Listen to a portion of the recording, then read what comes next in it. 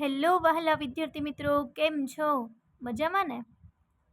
હું દર્શના પરમાર મારી ચેનલમાં તમારું સ્વાગત કરું છું. તમે જોઈ રહ્યા છો રાહદર્શ એજ્યુકેશન, જેમાં આજે આપણે ભણવાના છીએ ધોરણ 10 પ્રકરણ 2, એમાં સ્વાધ્યાય 2.1. બરાબર, ચલો શરૂ કરીએ. હવે સ્વાધ્યાય 2.1 છે, એમાં આપણે જોઈએ આપણને શું કીધેલું છે. તો કે એક જ પ્રશ્ન આમાં આપણે ભણવાનો છે અને સાવ સહેલો પ્રશ્ન છે. બરાબર, કે નીચે આકૃતિમાં કોઈ બહુપદી p ઓફ x માટે y બરાબર p ઓફ x ના આલેખ આપેલ છે. દરેક કિસ્સામાં p ઓફ x ના શૂન્યોની સંખ્યા શોધો.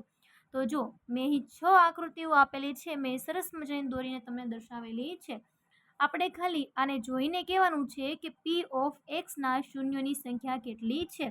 તો આપણે જોવાનું છે કે આ જે લાઈન દોરેલી છે, બરાબર, એ p ઓફ x ને છેદે છે કે તો નહીં. આ કિસ્સામાં p ઓફ x ને છેદતી નથી. તેથી આપણે લખવાનું, શું લખવાનું મિત્રો? લખવાનું કે p ઓફ x ના શૂન્યોની સંખ્યા આના માટે કેટલી છે? તો કે બરાબર 0 છે. કેટલી છે? 0 છે. કેમ 0 છે? કારણ કે p ઓફ x માં એટલે કે x અક્ષ પર એક પણ બિંદુ આ જે રેખા છે એ છેદતી નથી, એટલા માટે.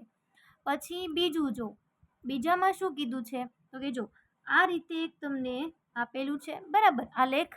એ આલેખમાં આ જે લાઈન છે એ જો x અક્ષ ઉપર છેદે છે, તેથી એક વખત છેદે છે તો કેટલા શૂન્યોની સંખ્યા કેટલી મળશે? 1. તો લખીએ અહીં p ઓફ x ના શૂન્યોની સંખ્યા બરાબર 1 થઈ ગયું.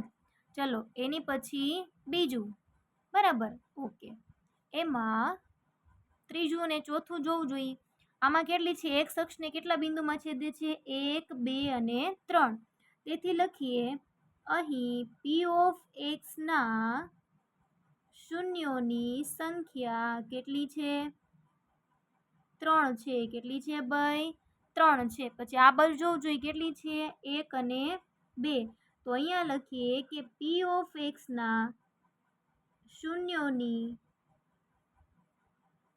સંખ્યા 2 છે. કેટલી છે? 2 છે. હજી એકવાર જોઈ લઈએ.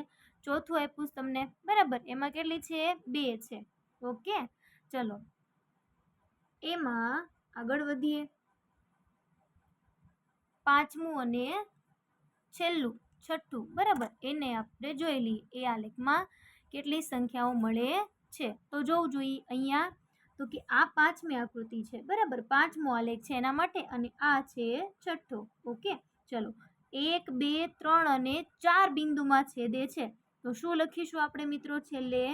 કે p ઓફ x ના શૂન્યોની સંખ્યા કેટલી છે? p ઓફ x ના શૂન્યોની સંખ્યા બરાબર 4 છે. કેટલી છે ભાઈ? 4. અહીંયા જોવું જોઈએ કેટલી છે? 1, 2 અને 3. આ પણ અહીંયા અડીને જ છે એટલે લખીએ. ચલો શું લખીશું? તો કે p ઓફ x ના શૂન્યોની સંખ્યા બરાબર 3 છે. કેમ કે x અક્ષને તે 3 વખત છેદે છે એટલા માટે. આ થયું સ્વાધ્યાય 2.1. અને જો ઉદાહરણ નંબર 1 જે છે એ સેમ આના જેવું છે, સાથે સાથે એ આપણે જોઈ લઈએ. ચલો અહીં જો મેં લખેલું છે, બરાબર, ઉદાહરણ નંબર 1. જો એમાં શું કીધું છે? નીચે આકૃતિમાં આપેલ આલેખ જુઓ અને પ્રત્યેક આલેખ બહુપદી p ઓફ x માટે y બરાબર p ઓફ x ના આલેખ છે.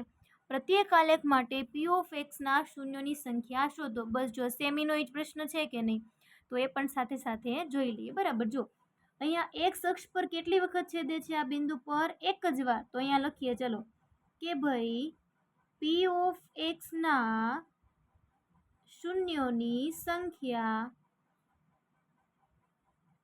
બરાબર 1 જ છે, કારણ કે એક જ વાર છેદે છે એટલા માટે. હવે બીજા માટે જોઈએ p ઓફ x ના શૂન્યોની સંખ્યા કેટલી છે જોવું જોઈએ. મને કમેન્ટ કરો. ચાલો કેટલી છે એની સંખ્યા? તો કે જો 1 અને 2, તો કે x અક્ષ ઉપર 2 બિંદુમાં છેદે છે. અને એક વસ્તુ ધ્યાન રાખજો, જો y અક્ષનું કીધું હોય તો y અક્ષ ઉપર જોવાનું, અને x અક્ષનું કીધું હોય તો x અક્ષ ઉપર જોવાનું. કેટલા છે? 2 છે. બરાબર. ચલો એની પછી ત્રીજું અને ચોથું આલેખ, એમાં p ઓફ x ના શૂન્યોની સંખ્યા. ચલો જોવું જોઈએ, x અક્ષ ઉપર કેટલા બિંદુએ છેદે છે? 1, 2 અને 3. તો કેટલી આવશે? 3. જો y કીધી હોત તો કેટલી આવત? 1 જ આવત. p ઓફ y કેટલું આવે? 1 જ આવે. પણ p ઓફ x 1, 2 અને 3 મળશે. એની પછી આના માટે p ઓફ x ના શૂન્યોની સંખ્યા મેળવી લઈએ. બરાબર. જોવું જોઈએ કેટલા, તો કે એક જ બિંદુમાં છેદે છે x અક્ષ ઉપર, એટલે જવાબ આવશે 71. બરાબર. ચલો એની પછી છેલ્લા આલેખ આપણા છે, પાંચમો અને છઠ્ઠો, એ જોઈ લઈએ. જો ચલો આમાં જોવું જોઈએ p ઓફ x ની સંખ્યા કેટલી છે? તો કે એક જ છે. કેટલી છે? તો કે એક જ છે. તો આપણે લખી દઈએ. શું લખીએ અહીંયા? કે p ઓફ x ના શૂન્યોની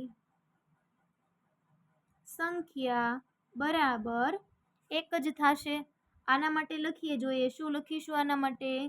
તો કે p ઓફ x ના શૂન્યોની સંખ્યા બરાબર. ચલો 1, 2, 3 અને 4. તો લખીએ આપણે સંખ્યા કેટલી છે?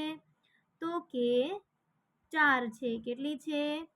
4 થઈ. બરાબર. ચલો આ જે પ્રશ્નો ઉદાહરણ નંબર 1 અને સ્વાધ્યાય 2.1 અહીં પૂર્ણ થાય છે. સાવ સહેલું છે મિત્રો. બરાબર. ઓકે. તમે જો મારી આ ચેનલ પર નવા હોય મિત્રો, તો વિડીયોને લાઇક, શેર અને સબસ્ક્રાઈબ કરવાનું ભૂલશો નહીં. Thank you very much.